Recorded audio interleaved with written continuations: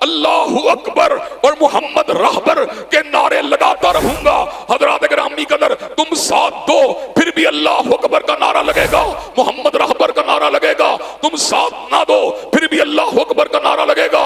میں مسلم لیگ کی بات نہیں کرتا، میں تحریک انصاف کی بات نہیں کرتا، میں جب بھی بات کرتا ہوں اتباع رسول کی بات کرتا ہوں۔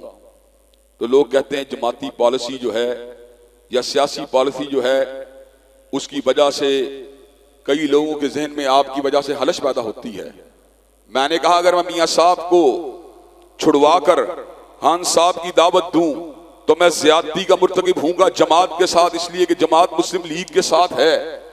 اگر میں میاں صاحب کو چھڑوا کر زرداری صاحب کی دعوت دوں تو میں زیادتی کی بات کروں گا، اس لیے کہ جماعت کا اتحاد مسلم لیگ کے ساتھ ہے۔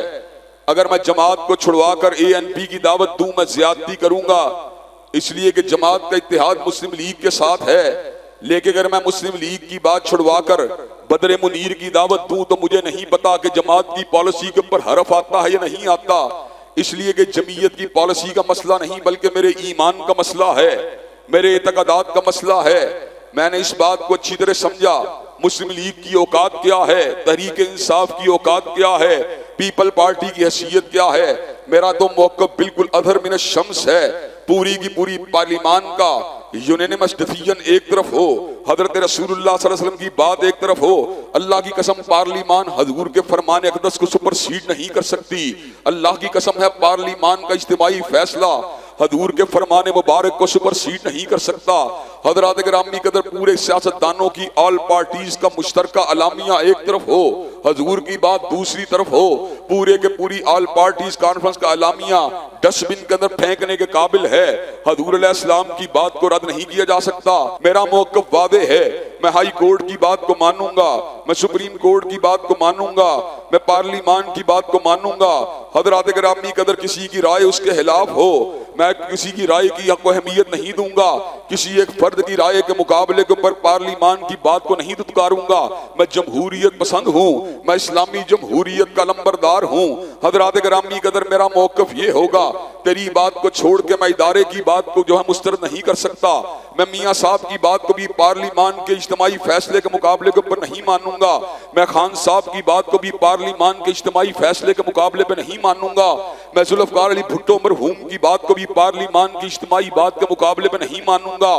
میں حضرات گرامی قدر سپریم کورٹ کے ڈیسیژن کے مقابلے کے اوپر میاں صاحب کی بات کو نہیں مانوں گا، خان صاحب کی بات کو نہیں مانوں گا، زرداری صاحب کی بات کو نہیں مانوں گا۔ لیکن ایک مقام ایسا آتا ہے جہاں پر پیمانے بدل جاتے ہیں، ایک مقام ایسا آتا ہے جہاں پر ترازو بدل جاتا ہے، ایک مقام ایسا آتا ہے جہاں پر پیمانے بدل جاتے ہیں، اور وہ مقام مصطفیٰ کا مقام ہے، وہ مقام حبیب کبریا کا مقام ہے، وہ مقام سید الاولین والآخرین کا مقام ہے، وہ مقام فخر انسانیت کا مقام ہے، وہ مقام محسن انسانیت کا مقام ہے۔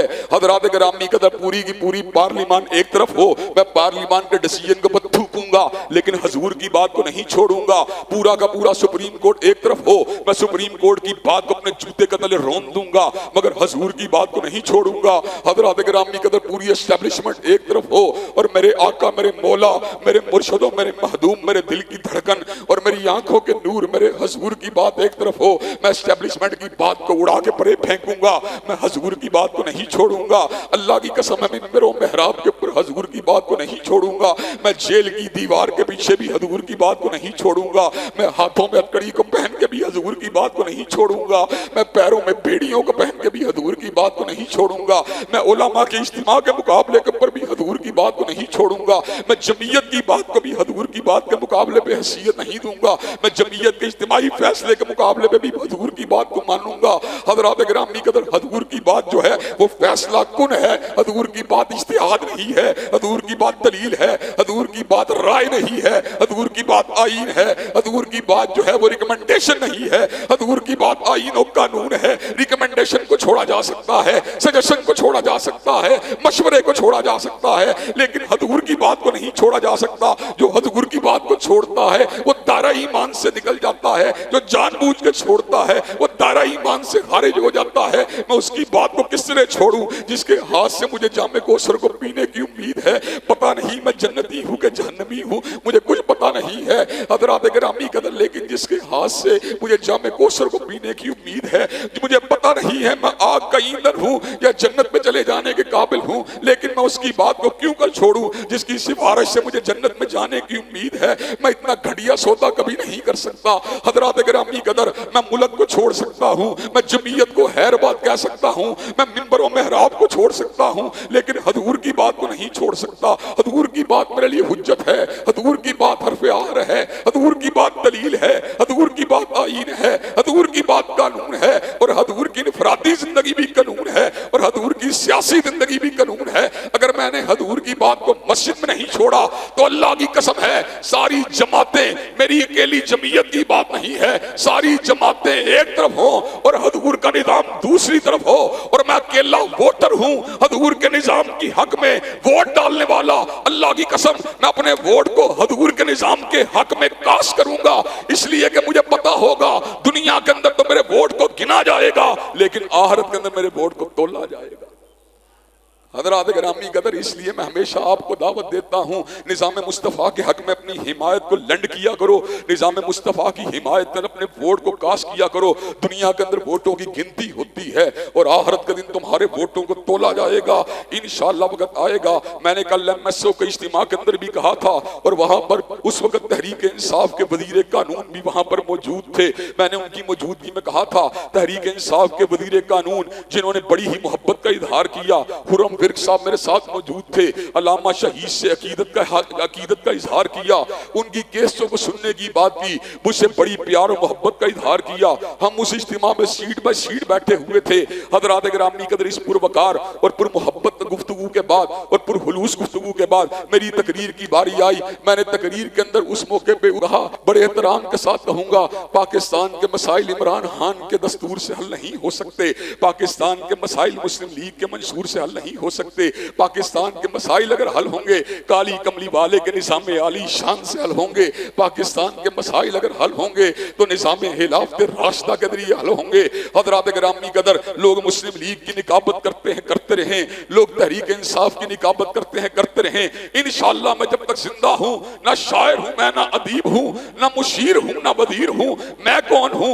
फकत निज़ाम मुस्तफ़ा का नकीब हूँ और रब के दर का फकीर हूँ। जब तक जिंदा रहूंगा इंशाअल्लाह अल्लाहु अकबर और मोहम्मद रहबर के नारे लगाता रहूंगा।